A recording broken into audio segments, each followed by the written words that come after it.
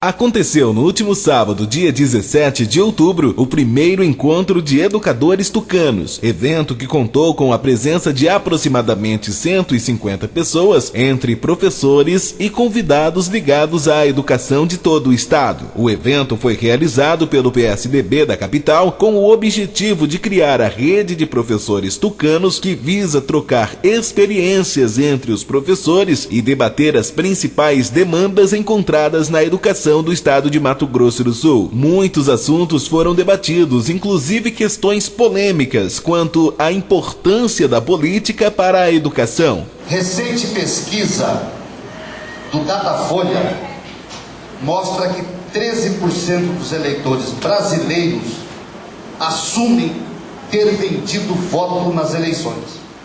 Uma parte expressiva considera a ética importante, mas aceitam que os governantes transgridam algumas regras. Senadora, esses dados não mostram que o Brasil tem uma educação deficiente em termos de valores, de ensinar valores morais? Nós estamos sentindo no nosso país, Dante, uma mudança crescente na quebra dos valores da sociedade brasileira.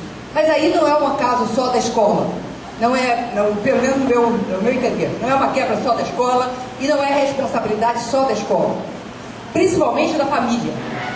Valores morais, valores éticos, valores que fazem com que a sociedade, permeie a sociedade, fazem com que a sociedade se torne mais rígida nos seus conceitos. Isso depende também de todo o enfoque nacional. Eu tive uma discussão com o ministro da Educação nessa semana lá em Brasília sobre o Enem, quando ele disse que as provas, tinha conhecimento que outros concursos no país inteiro, estaduais, municipais, também estavam sendo fraudados ou tinham sido fraudados. Eu falei, isso não justifica, ministro. Não é o erro de um que vai justificar que tudo aqui no país é normal, que fraudar exame é normal, é comum, que mentir é normal, que roubar é normal. Não pode ser. Porque nós estamos dando mau exemplo, principalmente os nossos dirigentes, nós todos estamos dando mau exemplo, então a população acha que é comum. Que comprar as pessoas, vender o voto, isso é normal, todo mundo faz, por que eu não vou fazer? Eu tenho ouvido muito isso no Brasil inteiro. Portanto, eu quero dizer a todos vocês que essa é uma questão que nós temos que levar assim para dentro da sala de aula. A responsabilidade não é só nossa. Mas nós temos a responsabilidade de discutir com os nossos jovens, com as nossas crianças e não permitir que a nossa escola seja um locus, seja um local em que as crianças aprendam que tudo é permitido nesse país. Não pode ser. Limites têm que existir, regras têm que existir, palavra tem que existir e isso é para ser cumprido. Então as regras dependem muito também da escola, da direção da escola. Se o diretor da escola, se a direção da escola tiver uma linha conceitual rígida e reta, não é ser autoritário, mas tem que ter autoridade. Sim. E as crianças têm que sentir que há autoridade. Autoridade em casa e autoridade na escola. Pelo menos essa é a minha visão. Sobre o Índice de Desenvolvimento da Educação Brasileira, o IDEB, a secretária de Educação da capital, Maria Cecília Amêndoa da Mota, explicou o que coloca Campo Grande no ranking das capitais brasileiras com os melhores índices. Todos os 8 mil, 10 mil funcionários da rede municipal estão para servir o menino munícipe, para que eles aprendam. E nós temos uma dificuldade enorme. Se nós tivéssemos facilidade, nós temos as crianças avançando com nota 8, 9, 10, não seria isso? Nós não conseguimos fazer com que a criança aprenda. Então, qual que foi o nosso grande mote nessa gestão no início? Foi a questão da formação continuada. Foram os cursos, foi a valorização do professor.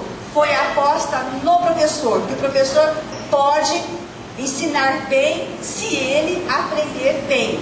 Ninguém é capaz de ensinar se não é capaz de aprender. Então nós apostamos na formação, numa formação em horário de trabalho, em que o professor poderia se deslocar, fazer seu curso de pós-graduação, e o poder público estaria então nesse momento pagando um substituto, então ele tinha momento para estudo, para refletir o que é aprendizagem, o que é conhecimento, o que é avaliação, e ter o retorno para sala de aula.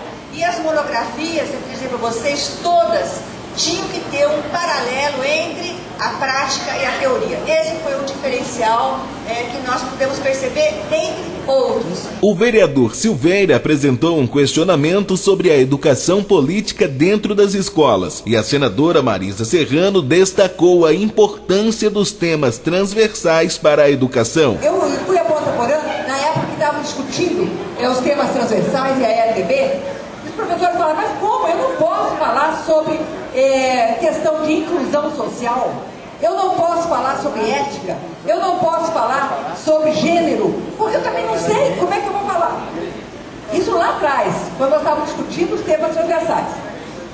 Colocamos os temas transversais, eles são fundamentais, mas o nosso professor utiliza muito pouco isso. A garantia de poder perpassar em todas as disciplinas questões que são fundamentais para a educação. E aí, Silveira, entra essa questão, a questão da formação do eleitor.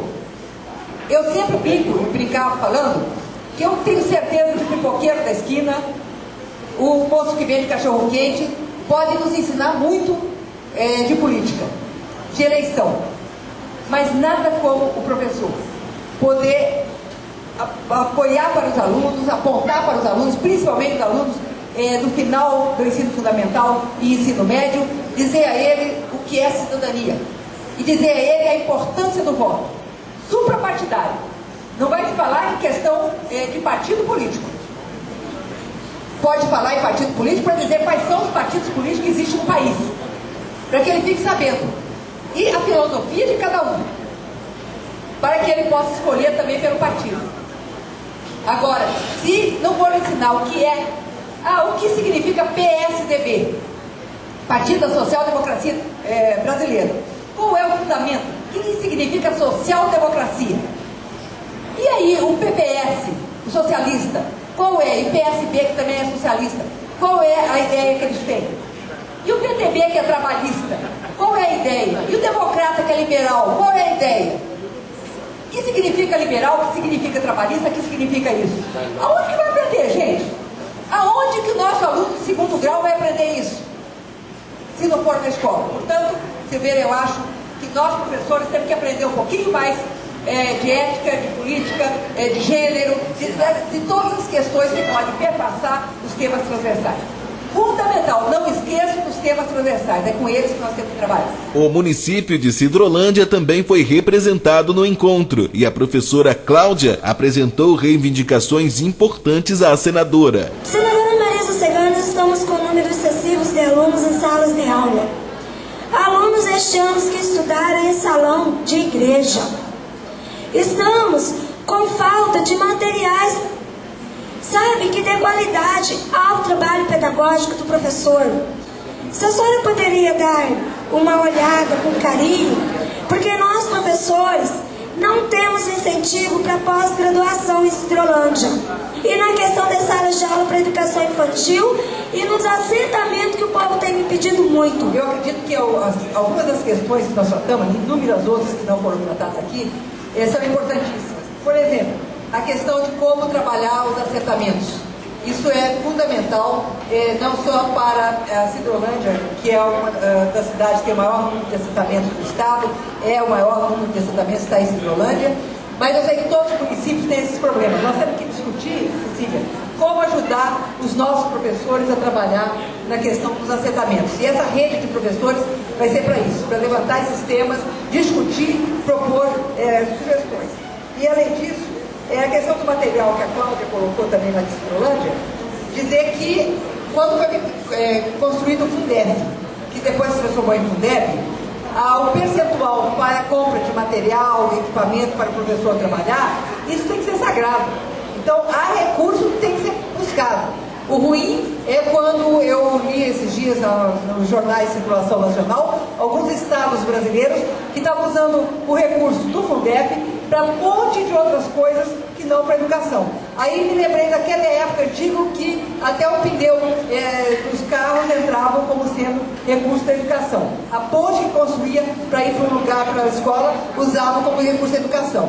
Aí nós temos que verificar mais como é que está sendo utilizado o recurso que devia ir para o material dos professores. professores. Não deixe de assistir o próximo bloco, onde serão discutidas a educação ambiental e o combate ao racismo dentro das escolas. Repórter Cleiton Silva, canaldaqui.com.br.